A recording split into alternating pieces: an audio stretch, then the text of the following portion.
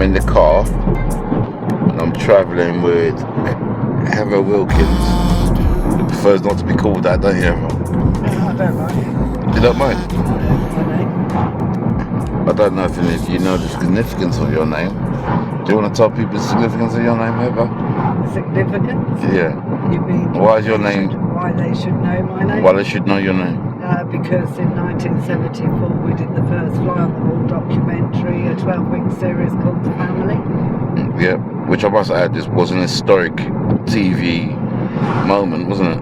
It was the first of its kind to be done in the United Kingdom. It was tried once in America, but it didn't work. And Paul Watson came up with the idea one day while he was painting. Who's Paul Watson, by the way? Paul Watson's the producer. Okay. And he was painting in a room looking out the window, and he started to be curious about the people in the other windows and houses, what their lives were like, what they were doing and what goes on in their life. And he came up with the idea to do this documentary.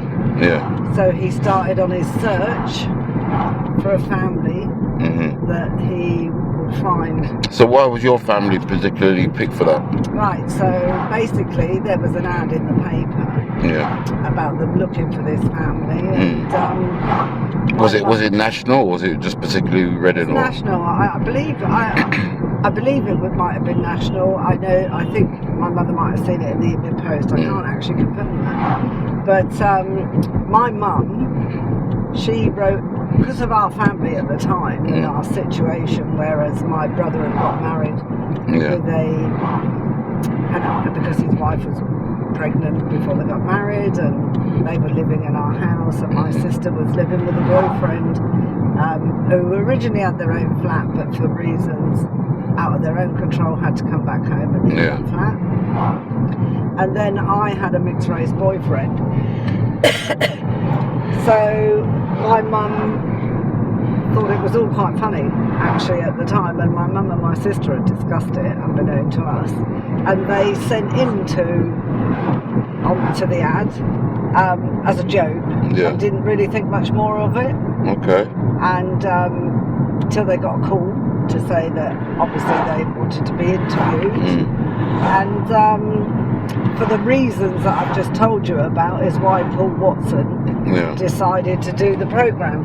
One, my mother was a very open, forthright woman and would speak straight, and my mum's idea behind it and wanting to do it was because she felt that there were all these soap operas around at the time, and they were in their lovely houses with their lovely kitchens, and she didn't feel that it portrayed the real let's say working class true image of a lifestyle. True British. Yeah, she didn't feel that really portrayed it, and that there's struggles and housing issues and lots of political and racial issues and stereotype kind of opinions of people living together or getting married because you had a child. Years ago you'd have probably got the child somewhere else in secret.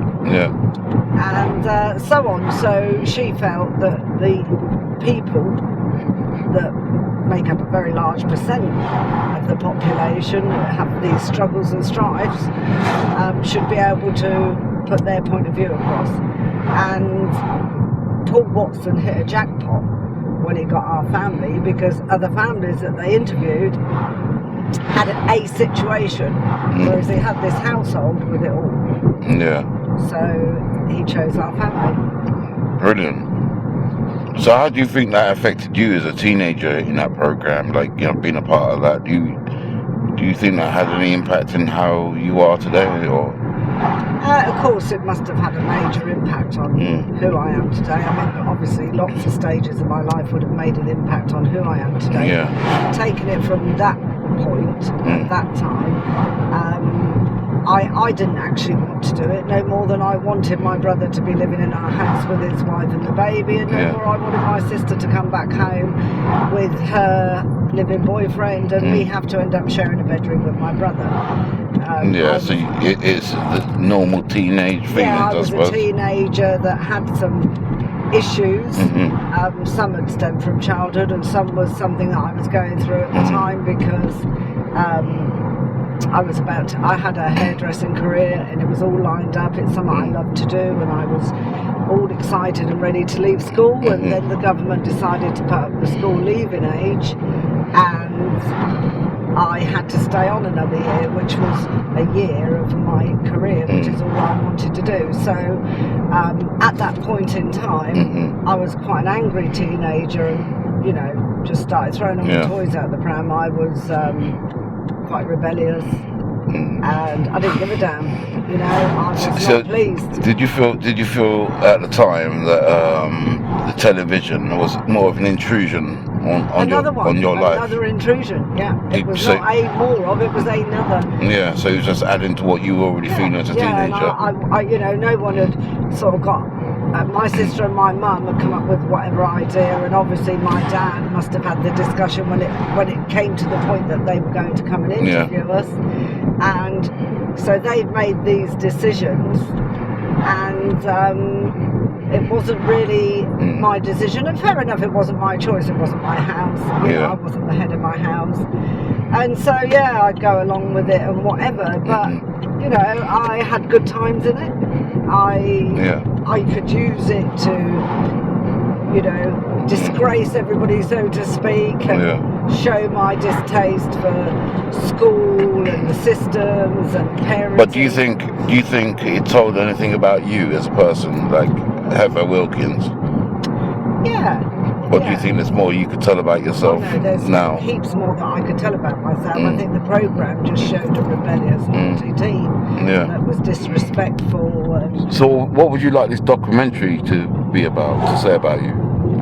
I think the good thing about the documentary is, one, it's going to show that how I did arrive to be that kind of person, and what the TV programme also developed me into being, because, you know, as a teen and impressionable and feeling the way I was feeling with so many things, the attention that we gained through the TV programme was tremendous. And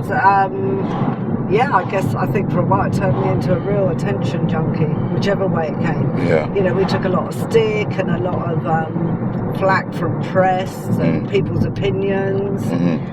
Some we were sheltered from, the beat were pretty good like that, and some we weren't. But there was a far bigger percentage that swooned and, you know, were like, and hilarious situations like having to sign autographs. I didn't even have a signature. So you imagine, to a teen that was going through what I was going through, these things were quite thrilling and exciting and funny, and you feel like you're really somebody. But obviously there was a lot more behind what made me that person at that time, and why I was that person at the time, and there's been a lot more gone on in my life. Do you think it's important that the documentary portrays that about you? This documentary portrays, I think it's only fair. I mean, I also, obviously we're so many decades on, that there's far more other things in my life that have developed me into the person I am today. So, I mean, as I guess someone in the entertainment business, I'm pretty much what I call an historian in my own kind of way. I see, the journey of what you've been on, being as, you know, basically you were one of the first ever fly-on-the-wall TV celebrities, let's call it that. Which is exactly what it is. And I think it'd be good to get a perspective from somebody that was kind of like one of the pioneers, originators of that kind of genre in TV. And people understand, you know, the journey that someone like you has taken since then. Do you know what I mean? You know, before the Big Brothers and all these other reality TV shows, you were basically, you know, the flagship of that kind of industry. So, you know, for us, I think it's important we get that in this documentary. I mean, you know, there's so many great things that have come from it. So, for example, they use lots of times in universities clips of the programme, to study case, Yeah. you know, people and different sort of, we call it issues. It's not issues, is it really? I mean, just things in life that develop and turn people the way they are. We're pretty dysfunctional, and what's behind all of that. So they do research and studies on those things there. And you know, there was an outcry for it to continue. After the 12 weeks, it was demanded, they so wanted it back, and it was one of the things that they'd considered and wanted to do. But Paul Watson's very smart, really. You know, he said no, because he said if we do that, then they will be famous, and we won't leave them as they were, you know? And I guess I'm glad. I mean, I don't know the life that I would have had if that had have happened or whatever, but you know, I like who I am today, so I guess I'm glad that happened. I guess you could say maybe that should have been our decision, but you know, he planned to do what he planned to do, and that's what it was meant to be, and that's what he stuck to.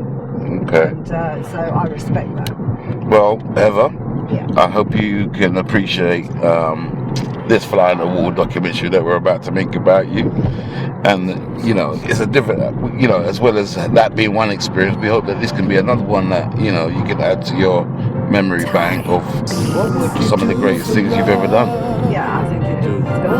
It's going to be really good. All right, well, watch this space. He's good. What would you do for 100 bands for a kilo, I nigga. would climb over mountain tops, swim out open sea, just to have the kind of love you got right here with me. I don't know about those other guys, but this is SOP, and everything that I'm saying is coming naturally. I never saw your loving, but I felt it coming, and I'm not gonna stop until I feel your